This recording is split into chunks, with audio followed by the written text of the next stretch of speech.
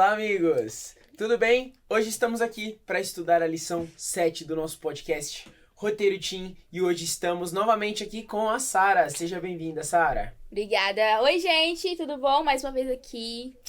Saudade de vocês, hein? Isso aí, também estamos com a Naila.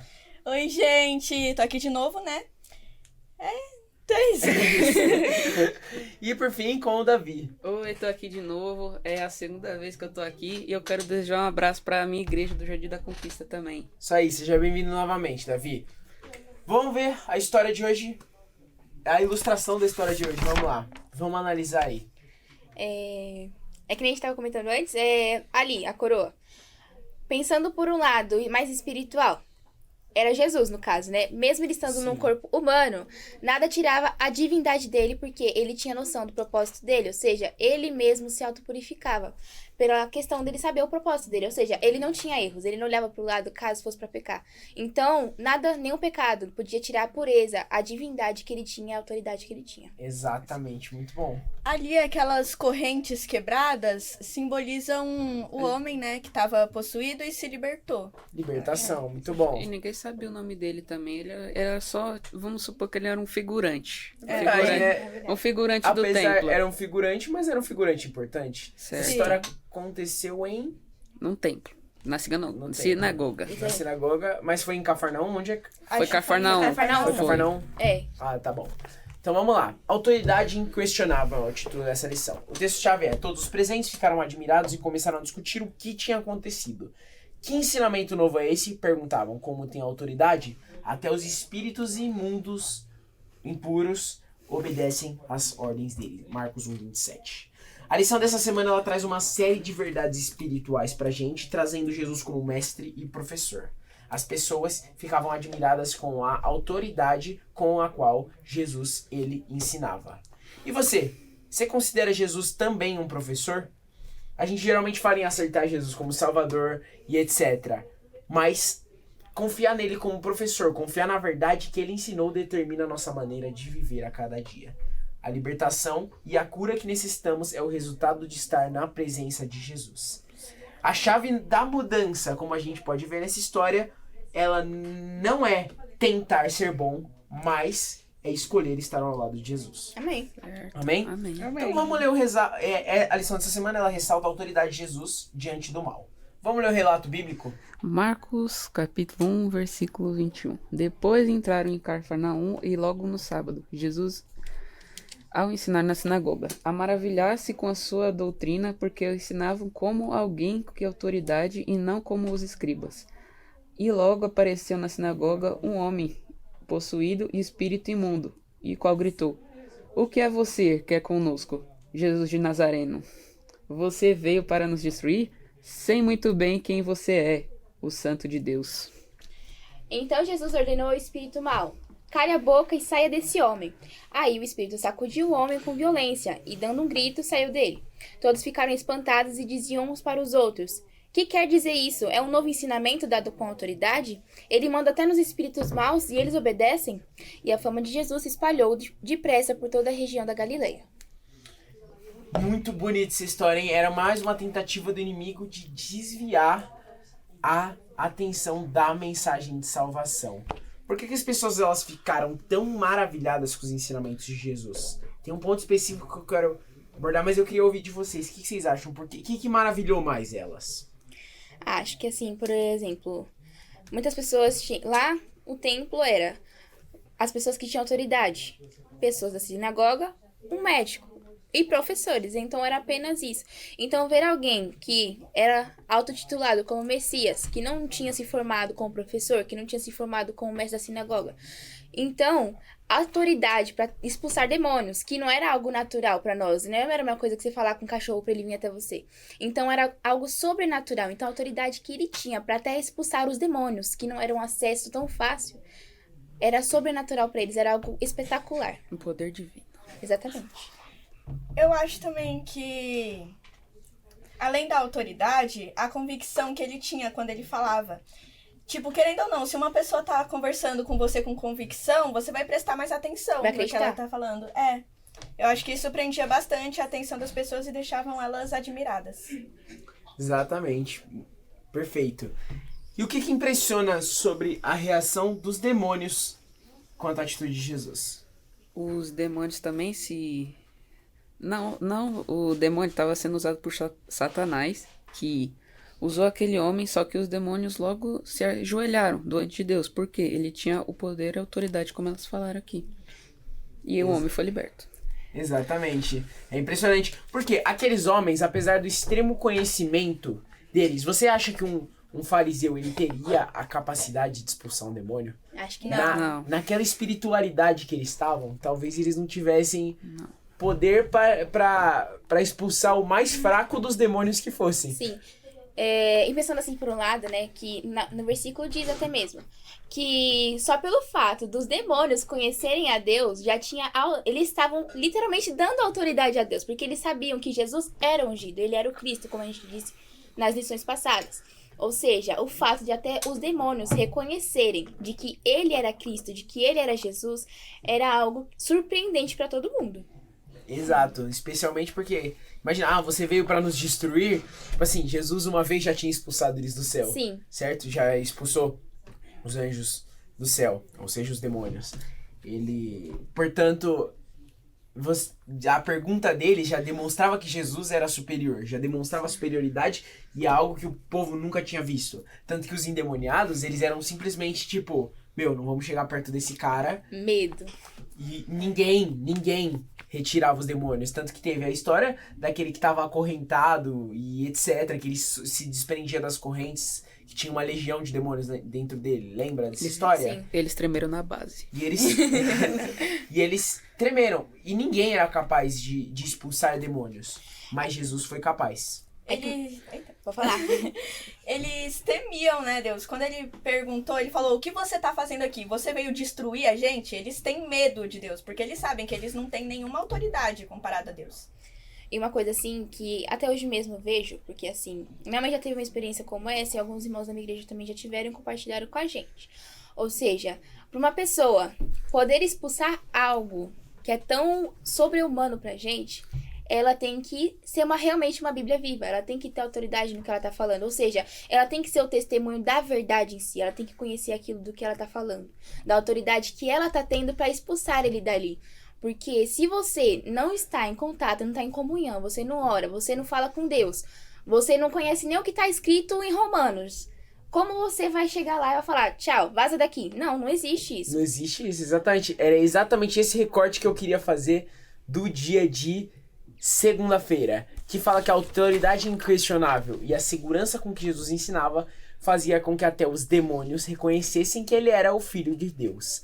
As maiores batalhas espirituais enfrentadas por Jesus, elas sempre foram vencidas pelo poder da palavra de Deus. Então não tem como você ter essa mesma autoridade se você nem sequer lê a palavra de Deus. Exatamente. E também tem igrejas que, tipo, copiam o poder de Deus, tipo, tá lá com a mão no cara e sai demônio, sai demônio. Sim. Aí a pessoa Aí pula a no pessoa chão, começa a se tremer aí depois no chão. cai no chão. Então, achando que é tipo de demonstrações ou de gestos exagerados que vai sair um demônio. Não é simplesmente assim. É fé, depende da conexão da pessoa com Deus, Com Deus. e especialmente a conexão com a palavra de Deus, que é a única coisa que vence de fato o mal. Que também tem até um risco, né, gente? Tipo, você tá lá falando tudo isso, o perigo é do demônio vir pra você. Porque você não tá na espiritualidade pra chegar lá querer tirar ele vai pra você. Claro. Exato. Agora vamos ler as curiosidades de terça-feira. Começa aí lendo uma pra gente. Eu? É. Ellen White menciona que aquele homem havia se envolvido com práticas pecaminosas, achando que podia gastar seu tempo com distrações consideradas inocentes. As portas que ele mesmo abriu foram um convite para que Satanás passasse a controlá-lo totalmente. De acordo com pesquisas do Barna Group, a maioria dos adolescentes que se envolvem com o ocultismo são inicialmente atraídos por entretenimentos aparentemente inocentes, nos quais o tema foi exposto. Exemplos, livros, filmes e jogos eletrônicos. 73% dos entrevistados disseram já ter tido algum tipo de contato com feitiçaria e bruxaria. Em cada 1 em cada 10 relataram que já haviam participado em alguma sessão espírita. E 1 em cada 12 tentaram lançar feitiços ou produzir uma poção mágica. Ô, louco. Já tentaram, gente, produzir uma poção mágica? Não. Hoje o cara deve estar lá na casa dele pensando, ai, acho que eu vou fazer uma poção. Sei lá, gente. Só que ele acha que Tava vai faltando funcionar. louça. Tava Falta de coisa Tava pra fazer. faltando uma louça. O tempo de ministério pessoal de Cristo na Terra foi um período de maior atividade das forças do reino das trevas. Durante os séculos, Satanás trabalhou para controlar o corpo e a mente dos homens e mulheres, a fim de trazer o pecado e sofrimento a eles, e depois jogar a culpa por toda essa desgraça em Deus. Jesus estava revelando o caráter de Deus para aqueles, rompendo o poder de Satanás e libertando os ativos. Como a gente sabe, a missão de Jesus aqui na Terra foi demonstrar, tanto pra gente, foi principalmente nos salvar, mas demonstrar pra todo o universo a justiça de Deus. Exatamente esse o motivo de que, quando Lúcifer pecou, quando Lúcifer se revoltou contra Deus, Deus simplesmente não fez assim. Expulsou ele. Gente, Deus queria mostrar pro universo inteiro que Deus ele é perfeitamente amoroso e perfeitamente justo ao mesmo tempo. e se a gente estudar mais um pouco, a gente pode perceber que é o seguinte. A missão de Jesus não era somente ele chegar aqui e salvar todo mundo. Ele precisava revelar o verdadeiro caráter de Deus. Porque a partir do momento que Lúcifer se rebela contra ele, vira o tal Satanás, o inimigo de Deus, ele coloca o caráter de Deus em dúvida. Porque na visão de todo mundo, pensa, ele é um Deus severo. Como ele pode só chegar lá e expulsar e não dar uma segunda chance, entendeu? Porque assim... Se ficasse só por isso, todo mundo ia acreditar que ele era um Deus ditador, não um Deus amoroso. Um Deus que tem a capacidade de libertar, mas também te dá a chance de escolher o caminho que você quer escolher. Exatamente. Perfeito. A lição de quarta-feira, ela diz que Satanás ele nem sempre mostra a sua verdadeira cara quando ele quer atrair as pessoas. E o ocultismo é exatamente isso. Satanás ele traz toda aquela magia, aquela coisa sombria, mas ele nunca faz de forma exposta. Claro, existem formas de conteúdos expostos disso, mas assim, não é a forma como a maioria das pessoas se envolve com isso. E também não é só o ocultismo, tem a pornografia também, que o Satanás entra no corpo daquela mente e incentiva aquela pessoa. Não só na pornografia ou ocultismo, mas a música secular, abrindo as portas para um coração pro mais o mal. Tem um relato, inclusive, de um norte-americano aí nessa lição de quarta-feira. Você que tá com a lição aí, leia o relato que ele conta que tinha um mágico lá, que ele era capaz de... Algumas pessoas que se envolviam com alguns tipos de prática, ele afirmava que ele era capaz de controlar a mente dessas pessoas. Relato louco, né? Meu Deus. A lição de quinta-feira, ela fala, né, que é pra conhecer mais detalhes da história desse homem que foi apanhado nas armadilhas de Satanás, né? Tem que ler o livro Libertador. E esse homem, ele teve seu livramento por meio de Jesus. Ele não conseguia nem mesmo se expressar, mas Jesus ouviu a súplica silenciosa do seu coração. Nossa, é muito profundo isso, gente. Sim. Verdade. Então, por fim, vamos pra sexta-feira. Aqui eu circulei aqui esse relato porque vou ler ele brevemente. Joe Gutierrez, ele escreveu um livro no qual relata 5 histórias vividas durante os 42 anos que ele trabalhou numa usina siderúrgica. A história, intitulada Snow Dancer in August, descreve uma cena de flocos prateados de poeira que frequentemente eles inundavam o chão em uma determinada área da fábrica, né? O que acontece? Por vários anos, os operários dessa fábrica, eles se amontoavam para ver essa névoa, Sim. né? E essa névoa, porque era muito bonito, né? Esse fenômeno era muito bonito à noite. A poeira, ela consistia em amianto. E amianto é uma substância extremamente tóxica. Sim. Todos os que inalavam Morreu? hoje sofrem de uma asfixia sufocante. Inclusive o autor. E lenta, causada pelo amianto, assim como muitos dos operários. Quem sou eu? Ele fala. Sou todo mundo, não posso fazer longas caminhadas. E ele lembra que eles brigavam para trabalhar naquele setor. E é assim que funciona o pecado. Quantas coisas nesse mundo não são como esses flocos prateados? A gente luta para estar perto, a gente quer estar perto, a gente inveja quem tá perto, mas elas são coisas destrutivas, que a gente não sabe onde vai levar. A gente continua inalando, mesmo sem saber aonde isso vai nos levar. E pensando nisso de um lado mais espiritual pra gente mesmo, a gente pensa no pecado acariciado, por exemplo, a mentira. Gente, a mentira, como diz minha mãe, o Satanás é o pai da mentira. Ou seja, por mais que a gente queira encobrir, quando Jesus voltar, o tapete desenrolará e toda mentira será revelada. Então, como você disse, pornografia, muitas pessoas sofrem com esse problema de vício. Vício em drogas, músicas que, por mais que a gente pense, existem mensagens subliminares em tudo. Tanto que quando eu era mais nova, tinha até a época, né, gente, que tudo tinha tinha um vídeo. Vamos rodar o disco ao contrário pra ver se tem uma mensagem subliminar nisso. Então, pensando assim, nós deveríamos pensar, como a gente vê na igreja, é livramento? Ou será que eu realmente devo ficar? Exato. Exatamente. Hoje em dia, às vezes, algumas coisas que a gente abraça são expostas, né? E por fim, para finalizar essa lição, vou ler esse comentário aqui. Há 2 erros iguais e opostos nos quais nossa raça pode cair acerca dos demônios. Um é não acreditar na existência deles, outro é acreditar e sentir um interesse excessivo e não saudável por eles. Eles se sentem igualmente contentes com ambos os erros e saudam um materialista ou um mágico com o mesmo prazer.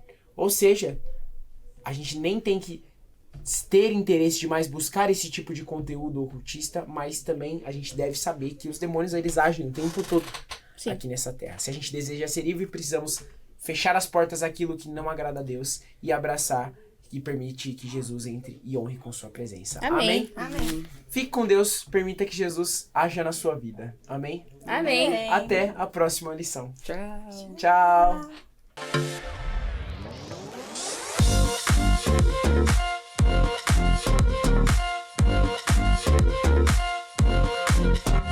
Thank you.